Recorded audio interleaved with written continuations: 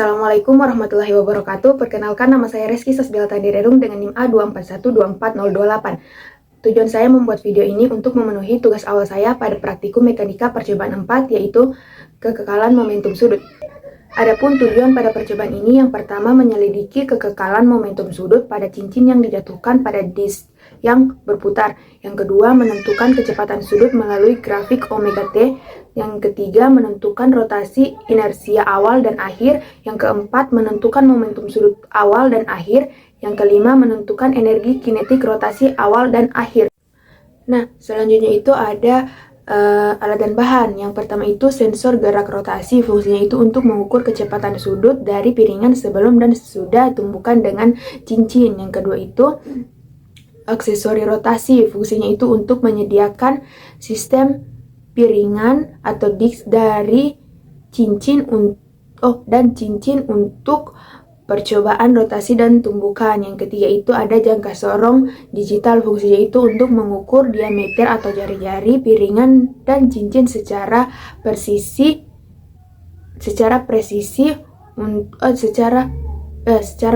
untuk menghitung momentum inersia. Yang keempat, spirit level, yang fungsinya untuk menjaga agar sistem rotasi berada dalam posisi horizontal agar hasil pengukuran akurat. Terus yang kelima itu ada dasar statik besar. Fungsinya untuk sebagai penopang utama sistem rotasi agar stabil selama percobaan. Terus yang keenam ada batang baja panjang 45 cm. Fungsinya untuk menjadi poros atau penyangga bagi sistem rotasi. Yang ketujuh ada 850 universal interface. Fungsinya untuk menghubungkan sensor ke komputer untuk membaca dan merekam data secara digital.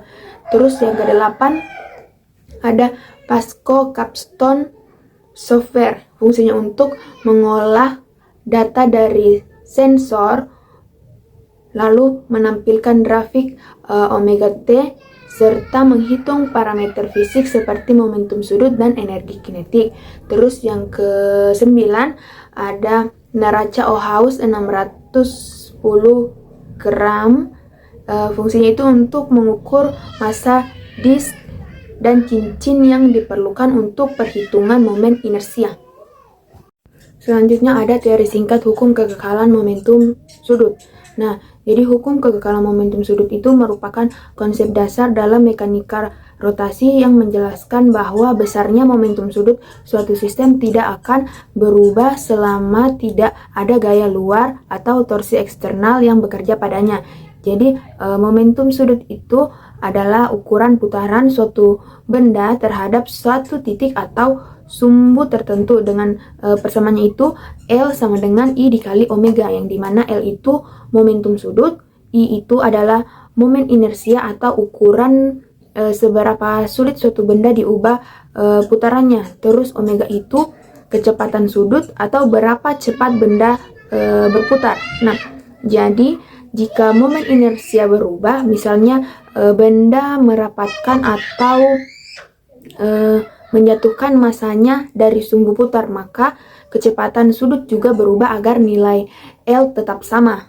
Jadi contohnya itu ketika penari balet merapatkan tangannya ke tubuh, momen inersia menurun, lalu kecepatan putarnya itu akan meningkat, tetapi nilai L momentum sudut totalnya itu akan tetap.